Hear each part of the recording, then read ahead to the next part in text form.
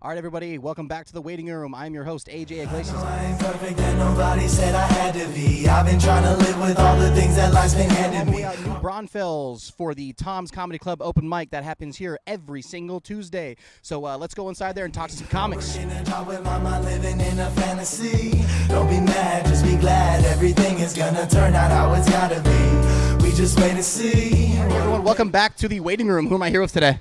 Carlos Lopez. Carlos. How long have you been doing stand-up in the greater Austin area? In general, I've been doing stand-up a little over a year, about a year and a half maybe. Oh, wow. Yes, sir. So what made you want to start comedy in the first place?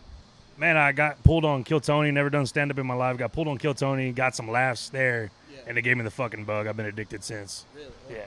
So what made you want to sign up for Kill Tony not having any prior experience? Man, I've always been like the class clown type of guy.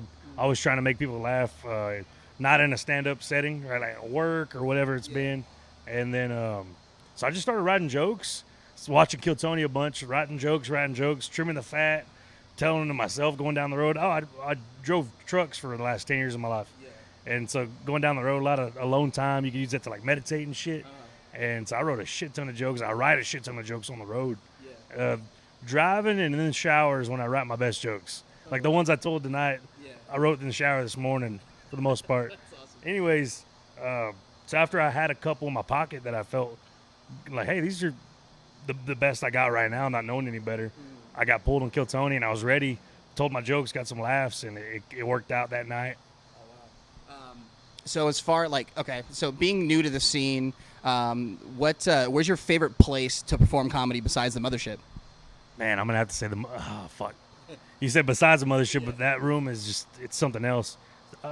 Personal experience, I've had the best weekend of comedy at Fort Worth Hyenas. I opened for Laser and Hans Kim on a Saturday. On Friday, just Laser, but Saturday, Hans Kim was in town.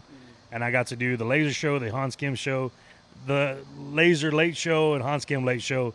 And I was just jumping back and forth. And like to do 4 sets like close together was incredible. And I got to hit a rhythm that I've never really hit before. Yeah. So when it comes to Austin itself, where besides the Mothership, where do you think is your favorite place to do comedy in Austin besides there? So I've only ever done open mics around 6th Street. Yeah. The first place to book me was the Green Room in Austin. Yeah. And that was a great spot. It's a fun little spot. Great atmosphere, great people. That's the only book show I've done in Austin so far. Where's your least favorite place to perform in Austin, where you had like a bad time? To perform, I don't want to say there's one designated like physical spot, but any spot where it's like, I hate to say it, but there's nothing but other open micers that don't give a shit about your jokes. Anywhere that's going on, I'll do it just to get up on stage and kind of get the workout in. But it's more for you than it is, it's more for you than it is about having an audience, like cadence or mannerisms. Like I have bad habits. I put my hands in my jeans or my pockets. So going up and doing those shitty open mics in Austin, they do suck and it's kind of miserable, whatever. But that's when you can work on that shit, you know. And so yeah, that's my answer for that. Okay. If you weren't doing stand-up, would you still be doing trucking? Probably, yeah. I just quit my trucking job. Oh wow! Congratulations. That's huge to quit your day job and do stand-up. How would you say like your life has changed being a full-time comedian? I'm not a full-time comedian. I quit for a local job. I've been over the road. Yeah, I was about to throw that in there. But I did set it up. I got a job north of Austin, so now I have to drive through Austin every day. And so that gives me a chance to like stop and sign up for open mics, Kill Tony, shit like that. But I probably would still be on the road hauling horses if I didn't start doing comedy. Now that I'm doing comedy, my focus is shifting. Like how do I get full time? How do I get there and make a living at it? I want to be undeniably funny one day. That's the goal, and that's what I'm working towards. What advice would you give to any comic that's wanting to move to Texas for comedy? Fuck, I don't ever want to tell somebody not to do it, but there's so many people that are doing it. I'll just say this. I've met a handful of people that they're like, hey, I moved to Austin to do comedy. Oh, how long have you been doing comedy? No, I'm about to start doing comedy. I'm like, holy shit.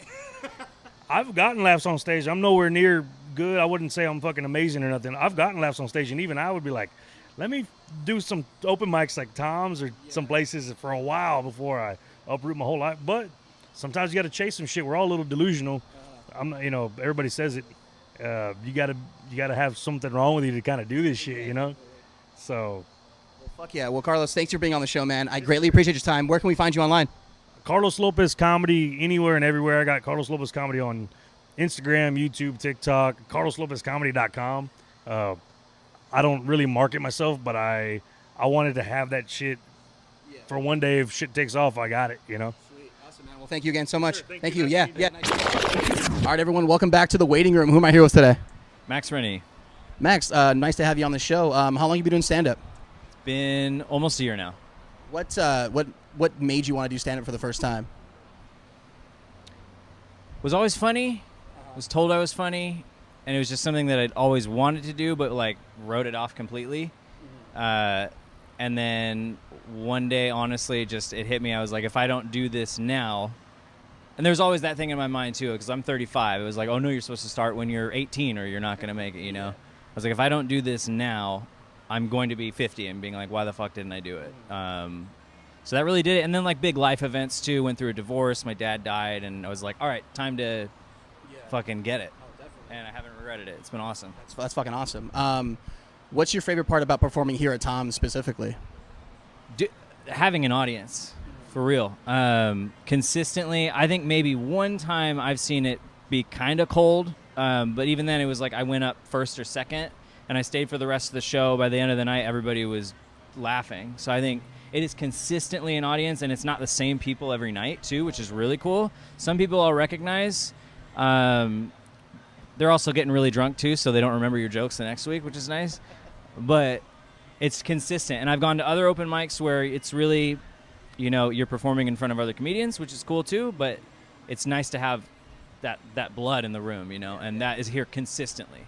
Yeah. Would you recommend a new comic to start doing open mics here in Tom's? Oh, man. You know what? I'd say yeah. Why not? Like, fucking go for it.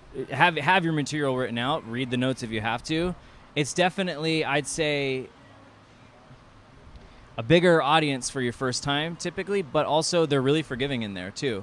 Because I think my first time I went it was at a pizza place, and there was like 4 comedians there, and I just ate dick on stage. It was the worst. And so, like, I think... And then I took those same jokes, actually, and came to something more like this, and it actually did well. So it's like, I'd say go for it. Yeah, why not? So being from New Braunfels, you're kind of smack dab in the middle of San Antonio and Austin. How would you say those two scenes differ from each other?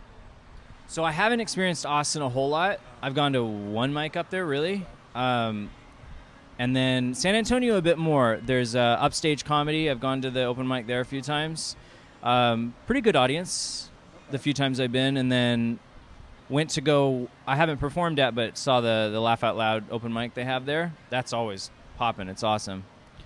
I can't really compare the two too well. The thing I've heard about Austin, and it's kind of been confirmed, is it's really hard to actually have an audience. There's just so many, it's oversaturated with open mics, so you've just got comedians. Yeah. No, that's definitely true, and I feel like you guys really do have something special here. Have you gotten to open for anybody who was like on a showcase out here? Have you done any showcases here? Yeah, I've done a few like featured sets, not showcases at Tom's though. No. Yeah, so nothing like that. What would you say the biggest show you've ever done is? I mean, technically it'd be here. Yeah, this room, I've seen it with like 60 plus people in there, just packed to the wall. I've done like feature sets too, like at actual shows, and there'd be like 30-ish people, So being relatively new to comedy, say you're like a year and a half in, what's your end goal right now for stand-up? Honestly, I don't really have one. For me, if I get in, of course it'd be awesome if I just fucking made it and it just became, huge. But for me personally, if I have that mindset, it's going to really affect my ability to just express what I want to on stage and to create the jokes, because I'm thinking, how is this going to get me there? So for me, it's really just like to challenge myself. That's been a big one, is don't shy away from certain topics, or don't ditch a joke because it didn't work for 2 mics in a row. Keep working on it, expand on it, see what you did wrong, and then learn too. Sometimes, like, I don't want to always blame the audience. Sometimes it is the audience. Sometimes the material's great and the audience just sucks. And other times I have to go, okay, what did I do wrong there? And sometimes it's both. So for me, it's just growing and expressing, and I love being on stage. And honestly, the community that I've met too has been huge for me. Yeah. Man, thank you for your time. I greatly appreciate it. Where can we find you online? At Maximus_Rennie on Instagram. RENNIE. Awesome, man. Thank you so much again. I appreciate the time. Yeah, thanks. Welcome back to the waiting room. Who am I here with today? Kelly Shea. Kelly, thanks for being on the show, man. How long have you been doing stand-up in the Austin area? 10 years. 10 years. Did you start doing stand-up here in Austin? Yes, all in Austin. So what made you want to start comedy in the first place? I saw people that weren't funny, and I was like, I could do that, just like everybody. Yeah, definitely. So being a comedian that's from Austin and seeing the scene develop within these last 10 years, do you think it's changing for the better, or do you think it's changing for the worse? Change is change. You can't really determine better or worse until it gets further along. We're not going to be LA, but we're also not going to be a small podunk town, so it's better from when I started. It's more popular. For sure. Out of all of the showcases and the mics that happen in Austin, where would you say your favorite place to perform is? The clubs. Where would you be like? Where's like your favorite club? Cap City Comedy. Yeah, that was easily the favorite. It's like hometown type of stuff, and you're like, yeah, I want to go there. I grew up not here, but I watched all the comics come from different scenes, and we had contests, and whenever you won the contest, that was like a big deal. So you're like, oh, I want to do that. I want to be there. I want to be on the boards that those people were on. Like all your favorite comics. Like you see all those Norm Macdonald's or Bill Burrs, they all came by, and you're like, oh, I would love to do that one day. So with the huge influx of comics that are moving to this scene, what advice would you give a comedian who's moving to Austin for the first time? Don't be a shock jock. Can you elaborate on shock jock? Oh, if you're going to have like a joke that has offensive language in it, make it a joke and don't just say the offensive thing hoping to get a reaction. Yeah. So it's fun to watch people go up there and just lose their livelihoods, but it's also hard for us as comics that work hard to go up there and write material. When writing material, what's your process look like? I sit down and I have like a Kindle Scribe, and then the joke comes to me and I write it down, and then if I can't get that joke immediately, I'll come back to it or I'll rewrite it in the future. And then my little scribe helps me just load it into my phone, so I can now look at it on my phone. That's pretty cool. With all the mics that happen here in Austin, where would you say some good places for beginners are? For beginners, I wouldn't say any one particular place, but just hit as many mics as you can, especially whenever you're first new. You spend most of the time writing and doing comedy that you're not going to understand what it's like to be on stage until you're actually up there. So just get up there, bomb as much as you can, write good material, and then you'll start getting better. So just try out whatever you can, wherever you can, and then you'll get used to what your style is, especially where your style is. Shoot, man, thank you for your time. I appreciate it. I appreciate all the insight. I appreciate all the advice. Where can we find you online? RKelShay9 on Instagram. Thank you. I appreciate it. I'm Thanks. living in a fantasy. Don't be mad, just be glad. Everything is gonna turn out how it's gotta be. We just wait and see.